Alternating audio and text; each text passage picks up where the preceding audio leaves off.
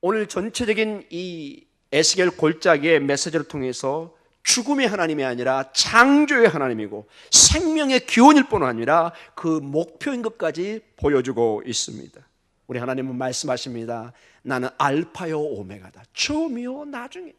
모든 것을 통제하시고 모든 것을 하나님의 주권 속에 인도해 가시는, 비록 그들 속에서는 이건 죽음이구나 이렇게 믿고 있었지만 그 죽음은 부활의 생명으로 연결되는 것을, 그 기적을 보게 됩니다. 오늘 본문을 통해서 보면 에스겔 선지자는 하나님에 의해 부르심을 받습니다. 특별히 바벨론 포로 가운데 있는 이스라엘 백성들에게로 부르심을 받습니다. 에스겔을 불러서 그 포로된 죽음 가운데 있는 마른 뼈다귀와 같은 그 백성들에게 하나님의 꿈과 비전을, 생명을 전하기를 원합니다. 그는 하나님의 손에 의해 그리고 하나님의 영에 이끌려서 마른 뼈가 가득한 어떤 골짜기로 인도함을 받습니다. 오늘 37장 1절과 2절을 우리 같이 본문을 통해서 보도록 하겠습니다. 같이 읽겠습니다.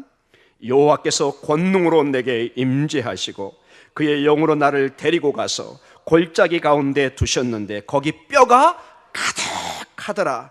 나를 그 뼈 사방으로 지나가게 하시기로 본즉 그 골짜기 지면의 뼈가 심이 많고 아주 말랐더라. 하나님의 임재가 있고 성령에 의해서, 마치 성령에 의해서 예수님이 시험의 광야로 불려가듯이 하나님의 사람이 이제 하나님의 특별한 사명을 위해서 인도함을 받습니다. 근데 거기에 생명이 있는 것이 아니라 마치 예수님이 광야에 가서 시험을 받듯이 뼈가 가득한 특이한 현상을 봅니다. 2절에 나를 그 뼈 사방으로 지나게 합니다. 그 뼈의 현실을 보게 합니다. 죽음을 냄새 맡게 합니다. 죽음을 보게 합니다. 그리고 본즉 희네, 우리 신약의 이두 보아라 이 단어가 동일하게 씁니다. 본데 그 골짜기 지면에 뼈가 어떻게 있죠? 심이 많고 어떤 상태죠? 아주 말랐더라. 이게 여러분 단순히 그냥 헛개비를 본 게 아니라는 것입니다. 아주 실제적인 뼈가, 이 상태가 마른 상태까지 볼 수 있는 정확한 눈을 떠서 보게 합니다. 즉 이게 어떤 살아있는 존재가 아니라 완전히 죽은 상태, 전혀 생명이 없는 상태, 전혀 여기서 생명과 어떤 희망을 볼 수 없는 그 상태를 보여줍니다. 아마 에스겔은 아직 이 뼈가 무엇을 상징하는지 아직 잘 모르고 있을 수도 있었을 것입니다. 죽음이 실제적이고 어떤 상상이나 잠시 일어난 일이 아니라 실제적으로 하나님의 어떤 실체를 비전을 통해서 보여주고 있는 것을 우리에게 알려주고 있습니다. 사랑하는 성도 여러분, 하나님께서 우리를 인도해 가실 때는 하나님의 임재가 임해서 현실을, 우리의 문제를 아주 직시하게 합니다. 우리가 기도하지 않고 하나님의 인도함을 받지 않으면 여러분 굉장히 허망한 것을 보게 됩니다. 가끔 TV에서 그걸 봅니다. 1억 투자하면 뭐 10억, 100억 준다고 해서 투자하는 사람들, 갑자기 나중에 완전히 망하는 내용을 많이 봤습니다. 하나님의 정직한 영을 통해서 현실을 직시하고 하나님의 주신 꿈속에서 비전과 생명을 보시기를 원합니다. 어떤 면에서 여러분 성경은 대박을 원치 않습니다. 성실한 기도와 진실한 하나님의 현실의 직면 속에서 하나님께서 우리에게 진실히 주는 성공의 길이 있습니다. 때로는 그것은 십자가의 길을 통과하게 하고 눈물과 때로는 고통의 순간을 감내해야 되는 순간입니다. 그러나 정말로 눈물로 씨를 뿌리는 자는 반드시 수확의 열매를 거두게 하실 줄 믿습니다. 오늘 여기 보니까 정말로 그 뼈가 마른 상태입니다. 사방으로부터 지나가게 그 현실을 보게 하면서 심이 마른 뼈를 보게 합니다. 희망이 보이지 않습니다. 그리고 그 뼈를 보고 어떤 면에서 큰 실망 속에 죽음의 어떤 그 절망을 보는 순간 하나님의 음성이 다시 들리기 시작합니다. 37장 3절을 우리 같이 읽도록 하겠습니다. 같이 읽겠습니다. 그가 내게 이르시되 인자야 이 뼈들이 능히 살 수 있겠느냐 하시기로 내가 대답하되 주 여호와여 주께서 아시나이다. 주님이 묻습니다. 여러분에게 묻습니다. 여러분의 고통과 절망과 한심 속에 있을 때 네가 하나님의 축복을 받겠느냐? 네가 살 수 있겠느냐? 주님이 묻습니다. 여러분은 대답은 어떻게 해야 될까요? 여기 보니까 주께서 아시나이다. 에스겔이 보통 머리가 아닌 것 같습니다. 사랑하는 성도 여러분, 마른 뼈들보다 더 생명 없음을 상징하는 것이 무엇이 있을까요? 다 완전히 말라서 죽어버린 것입니다. 무덤을 팠는데 정말로 다 살점이 떨어져 나가고 이제 뼈만 딱 남았습니다. 어디에 생명이 있습니까? 주님이 묻습니다. 이 뼈들이 능히 살 수 있겠느냐? 여러분 판단에, 여러분의 삶에 소망은 다 없어지고 뼈만 남은 현실을 볼 때도 있을 것입니다. 저도 한 20년, 30년 전에 그런 경험을 했던 것 같습니다. 몸은 아파가고 도저히 사회의 희망은 보이지 않고 나이는 이제 20 초반인데 아무것도 할 수 없는 그 상황 속에서 그 절망감은 표현할 수 없는 그런 때가 있었습니다. 누구에게도 말을 하고 누구의 말도 위로가 되지 않는, 그때 주님이 저에게 말씀했는지도 모르겠죠. 지나가 이 뼈들이 능히 살 수 있겠느냐? 사랑하는 딸아, 아들아, 네가 능히 살 수 있겠느냐? 오늘 1차적으로 에스겔의 대답은 뭐라고요? 내가 대답하되 주 여호와여 주께서 아시나이다. 하나님께서 에스겔에게 질문합니다. 모든 마른 뼈들을 둘러본 에스겔 선지자에게 도전을 합니다. 그리고 그의 대답을 기다립니다. 에스겔은 다음과 같이 대답합니다. 내가 대답하되 주 여호와여 주께서 아시나이다. 주님, 하나님은 아시잖아요. 하나님은 아시잖아요. 절망과 실망과 우리 주님을 어떤 면에서 배반하고 팔았다는 그런 느낌 속에, 절망 속에 있는 베드로에게 네가 나를 사랑하느냐? 네가 나를 사랑하느냐? 얼마나 여러분 수제자인 베드로가 그 마음에 충격을 받았겠습니까? 주님 아시죠? 주님이 아십니다. 제 마음. 여러분, 이 에스겔이 호소했던 그 하나님은 어떤 분이십니까? 이스라엘 역사상 이스라엘 백성들은 계속해서 하나님을 선택하는 것이 아니라 죽음을 선택했습니다. 그러나 이스라엘이 하나님은 천지를 창조하신 하나님이십니다.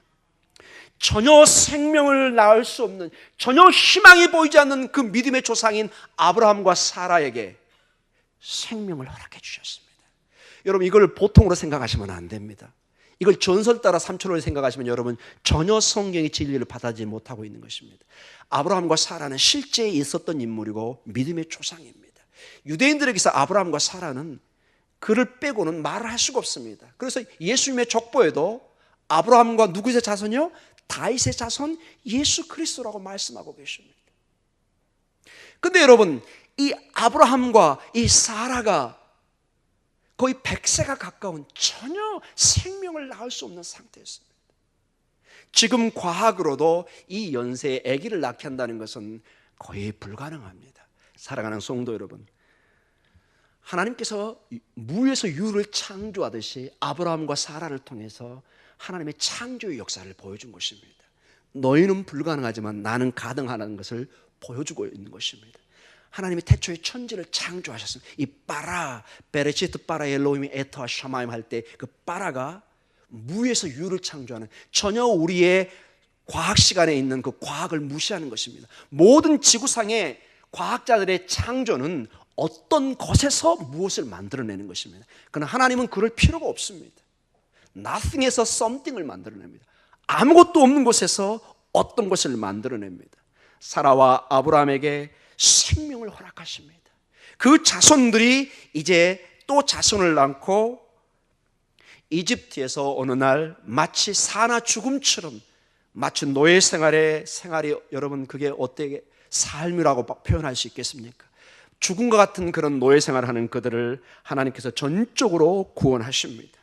그리고 약속의 땅으로 그들을 인도해서 때로는 사사를 보내고 왕들을 보내고 선자들을 보내서 계속해서 하나님의 말씀으로 생명으로 부릅니다. 비록 그들이 계속해서 하나님을 어기고 죽음을 선택할지라도 하나님은 역설적으로도 생명으로 인도합니다.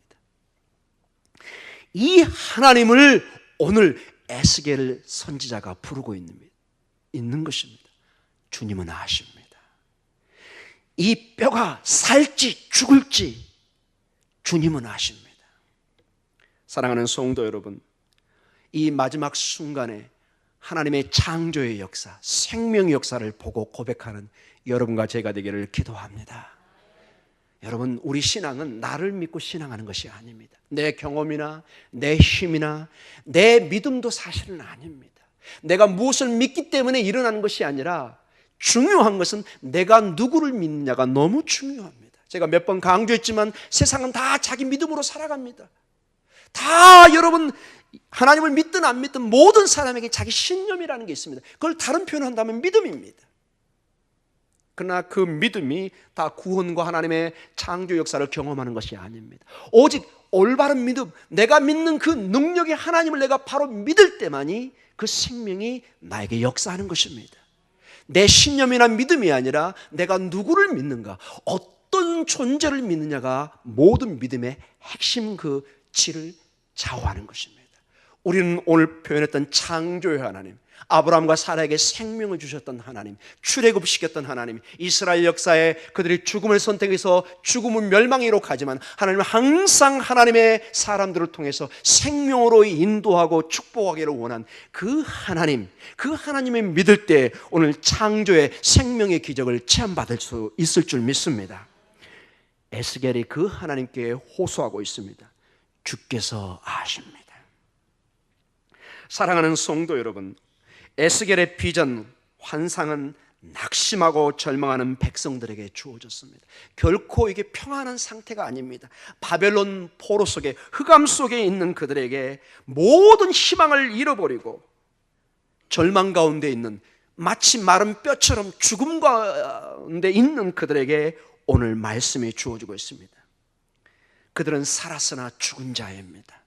그저 호흡할 뿐 전혀 그들의 인격과 신앙 그 모든 걸 잃어버린 그들의 성전은 파괴됐습니다. 즉, 이 물리적으로 볼 때 성전이 파괴됐다는 것은 그들의 하나님이 죽은 거나 마찬가지입니다. 그들이 거했던 거룩한 성전인 있는 예루살렘은 완전히 강탈당하고 파괴되어 버렸습니다. 완전히 노락질 당했습니다. 아무런 희망이 없습니다. 그들을 리더하고 인도해 갔던 지도자들은 불구가 되든지 쇠사슬에 묶여서 다 잡혀갔습니다. 지금도 고고학적으로 어떤 부조들에 보면은 이스라엘 백성들이 잡혀간 그 모양이 그대로 이렇게 조각이 되어 있습니다. 지금부터 한 3,000년 전에, 2007, 8년 전에 그 모습들이 그대로 부조로 남아 있습니다. 그게 이스라엘의 모습입니다. 그들의 자녀들은 대부분 칼에 죽거나 포로로 잡혀갔습니다. 여러분 쉽게 임진의 난을 생각하시면 훨씬 이해가 빠르실 것입니다. 심지어 이 글을 썼던, 그리고 이 비전을 받는 에스겔도 1차 이 포로로 잡혀갔던 그 사람 중에 한 사람입니다. 에스겔 자신도 포로로 잡혀갔던 사람입니다. 그리고 포로된 백성들의 영혼은 점점 마르고 죽어가는 것을 목도하게 됩니다. 이게 무슨 얘기냐? 자, 포로로 잡혀갔을 때 그들은 어떤 비전을 가졌습니다. 하나님이 곧 우리를 살려서 약속의 땅으로 데려갈 것이다. 이제 잠시 후면 곧 우리는 돌아갈 것이다. 곧 해방을 얻을 것이다. 하루가 지납니다. 일주일이 지납니다. 1년이 지납니다. 10년이 지납니다. 변화가 있습니까? 변화가 없습니다. 제일 여러분 신앙생활에 우리 삶에 어려운 게 뭐죠? 금방 어떤 희망이 오고 무슨 변화가 있을 것 같은데 시간이 지나도 어떤 미동도 없을 때, 마치 한여름에 가장 힘든 게 뭐죠? 막 더위가 세상 말로 죽겠습니다. 바람 한 점 없을 때, 선풍기 없다고 생각하시고, 여러분 에어컨도 없다고 생각하시고, 여러분 올 여름을 한번 생각해 보십시오. 제가 한국에 와서 이게 한국인가 할 정도로 가장 힘든 여름을 지냈던 것 같습니다. 전혀 바람이 불지 않는 생각이 얼마나 힘듭니까? 여러분 삶 속에 하나님의 역사의 바람이 전혀 안 분 것처럼 보일 때, 심지어는 15년, 20년이 됐어도 미동조차도 보이지 않는 그 하나님의 그 모습을 볼 때 여러분 얼마나 우리는 실망합니까? 여러분 어거스틴의 어머니가 지금은 위대한 기도의 어머니요, 찬사를 받는 어머니지만은 거의 20년, 30년 가까이 기도를 해도 그 망나니 같은 아들이 돌아오지 않을 때 그 마음은 어떻겠습니까, 여러분? 어거스틴의 고백록에 보면 어머니는 찢어지는 마음으로 눈물로 기도하는 모습을 봅니다. 그리고 유명한 예가 있죠. 암브로시스라는 그 당시에 담임 목사와 같은 그 목사님에게 가서 이렇게 기도하는데 하나님의 응답이 없습니다. 그때 암브로시스는 뭐라고 얘기하죠? 눈물을 흘리는 어머니는 절대로 망하지 않습니다.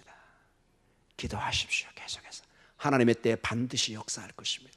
정말로 하나님의 때에 어거스틴을 부르고, 여러분 예수님 다음에 사도 바울 다음에 한번 그 교계에 우리 초대교회 인물을 우리가 들라고 그러면은 아마 대부분 성 어거스틴을 들 수 있을 것입니다. 그 정도로 위대한 사상가고 신학자였습니다.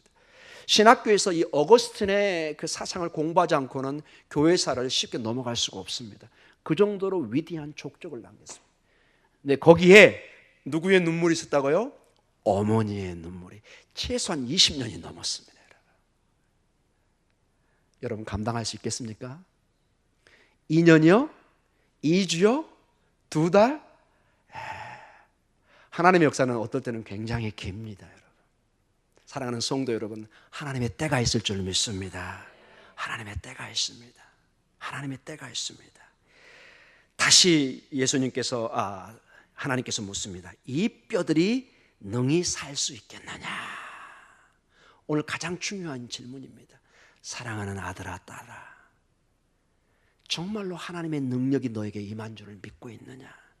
하나님의 역사가 너에게 있는 줄, 이 뼈가 능히 살 수 있겠느냐? 하나님의 역사가 능히 있겠느냐? 묻는 것이죠. 오늘을 살아가는 우리와 우리의 믿음의 공동체가 큰 도전으로 와닿습니다.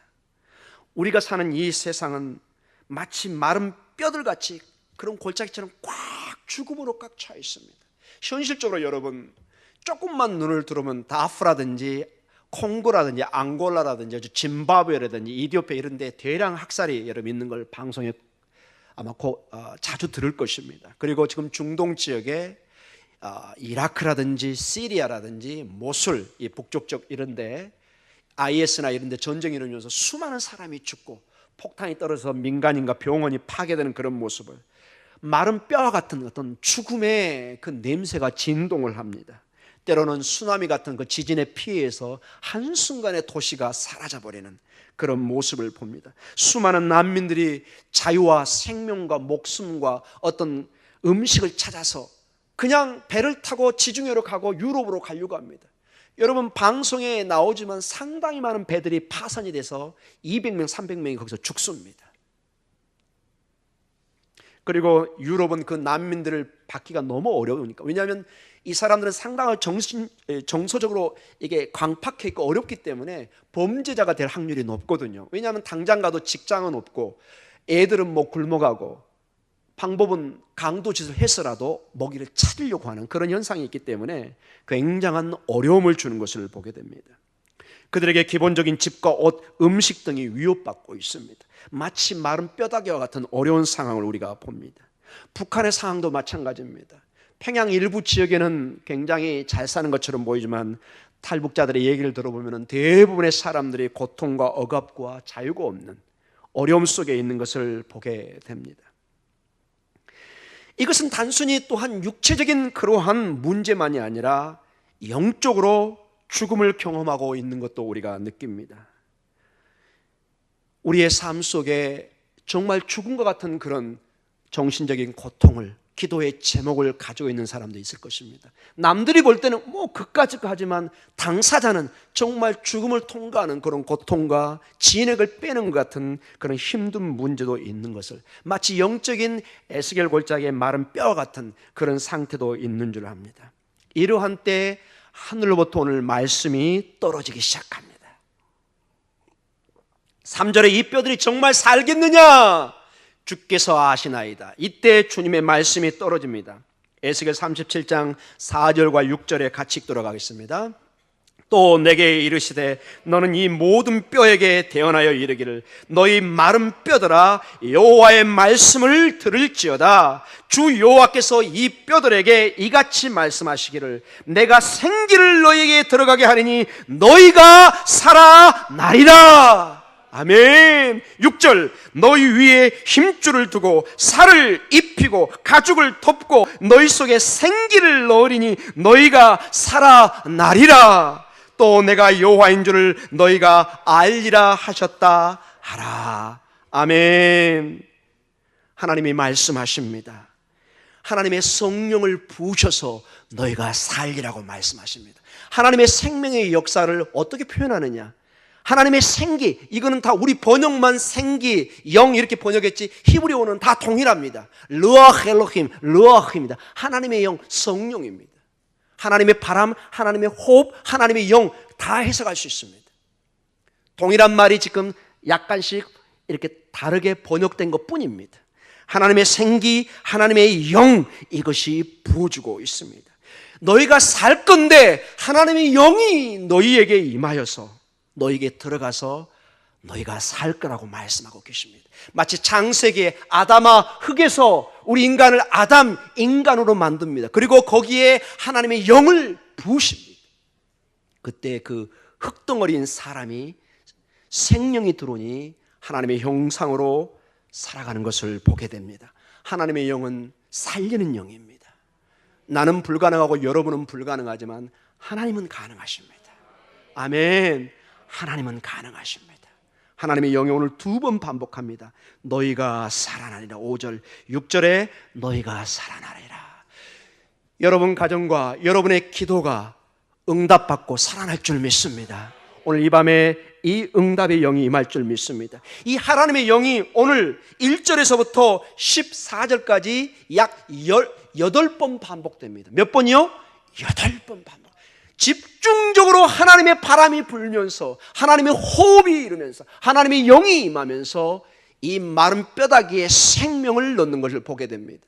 이 생명의 근원이 하나님의 영입니다. 그래서 성령의 충만을 받아야 됩니다. 성령의 충만이라는 것은 여러 가지로 해석할 수 있지만 대표적으로 2가지로 해석할 수 있습니다. 성령의 충만은 오순절 성령의 강림처럼 단 한 번 단회적인 성령의 강림이 있습니다. 전무후무한 구속의 역사를 이루는. 그래서 예수 그리스도가 주님으로 고백됩니다. 예수를 아는 모두는 성령의 임함을 받습니다. 성령의 충만을 받습니다. 그러나 동일하게 성경은 계속해서 하나님의 영으로 충만되기를 원합니다. 너희가 두려움과 떨림으로 너희 구원을 이루어 가라 이렇게 말씀하십니다. ing입니다. 우리가 계속해서 살 수 있는 것은 마치 차가 만땅으로 기름을 넣지만 며칠 후에 또 어떻게 해야 되죠? 또 기름을 넣어야 되는 것처럼, 표현이 적절한지는 모르겠지만 이 차의 에너지의 근원인 이 휘발유나 이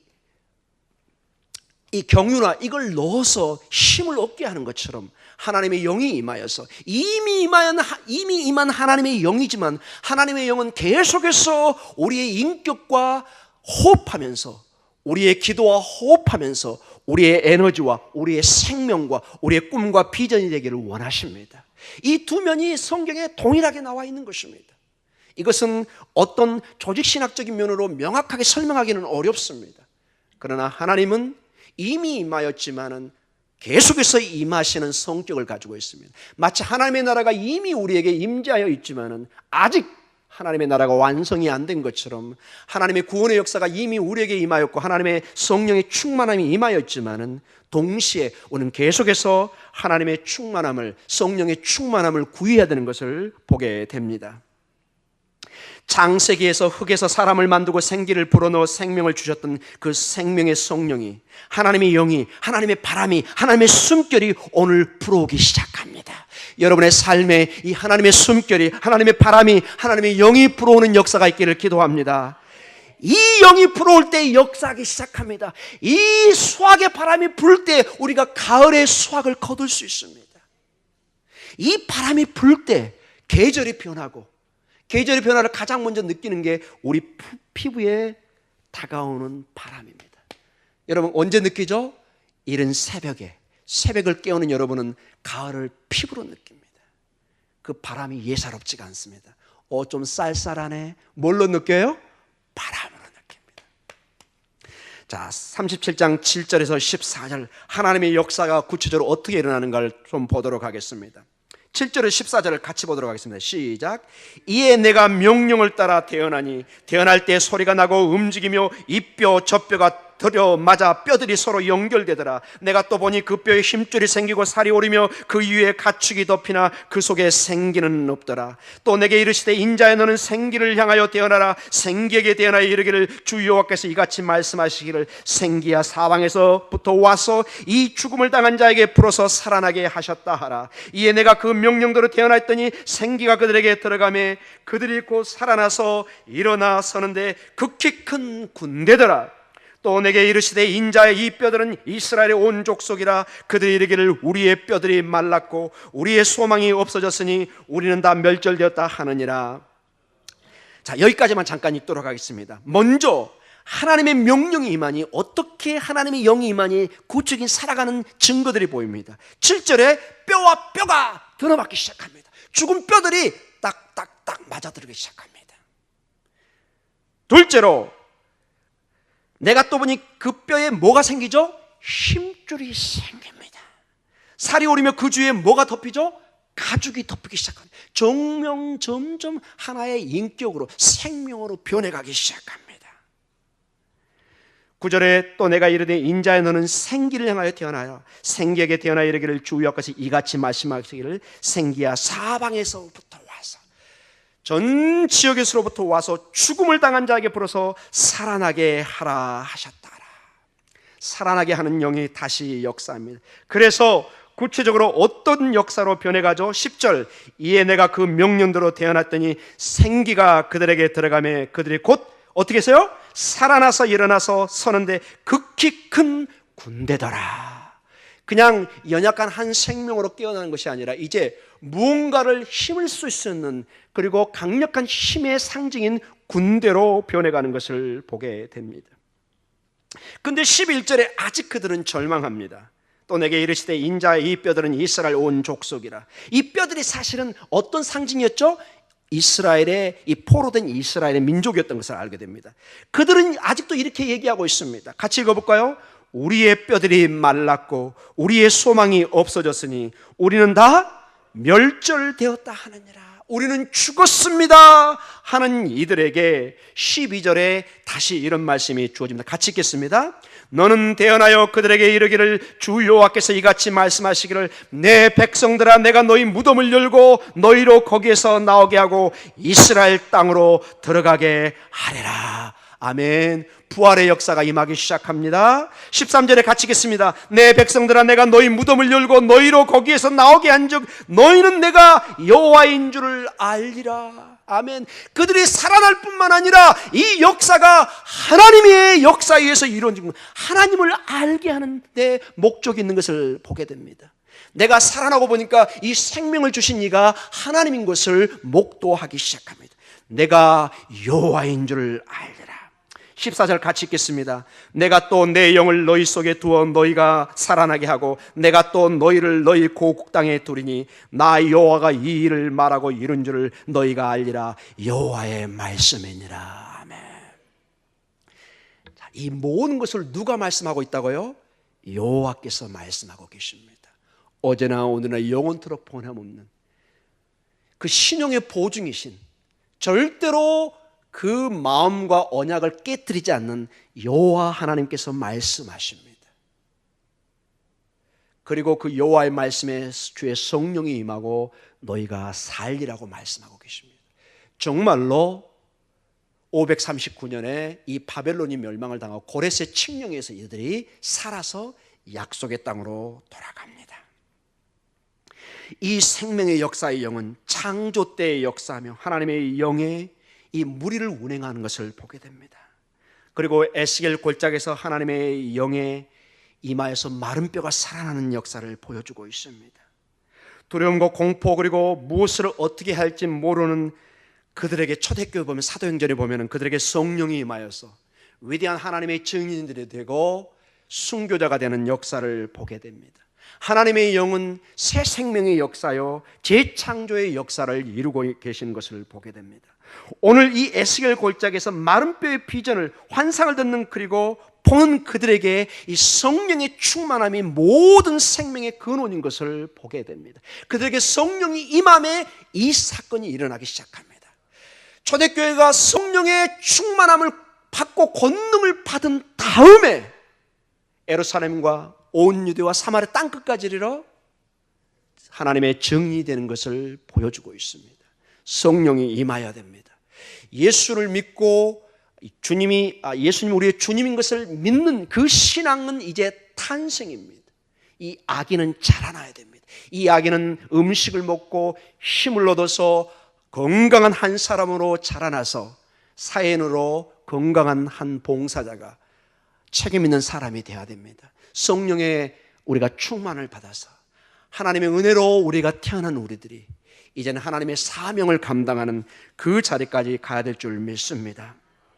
사랑하는 성도 여러분, 우리가 우리의 삶에 지쳐서 숨을 헐떡이고 있을 때 거의 죽음과 같은 그 순간에 하나님의 성령이 임하여서 새로운 호흡, 성령의 호흡, 성령의 바람이 불어나기를 간절히 기도합니다. 우리의 신앙은 때로는 상상의 신앙입니다. 우리 눈에는 보이지 않고 손에는 잡히지 않지만 하나님의 비전을, 하나님의 약속을 상상해 보는 것입니다.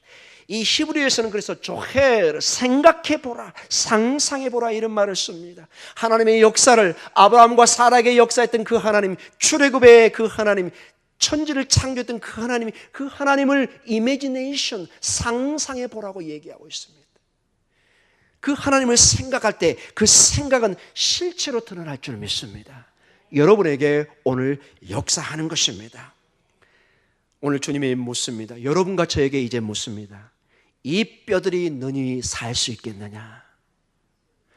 사랑하는 자녀들에게 묻습니다. 여러분 아들, 딸들에게 묻습니다. 우리 주님이 사랑하는 내 아들과 딸들아, 이 뼈들이 너니 살겠느냐? 대답이 어떻게 돼야 될까요? 아멘!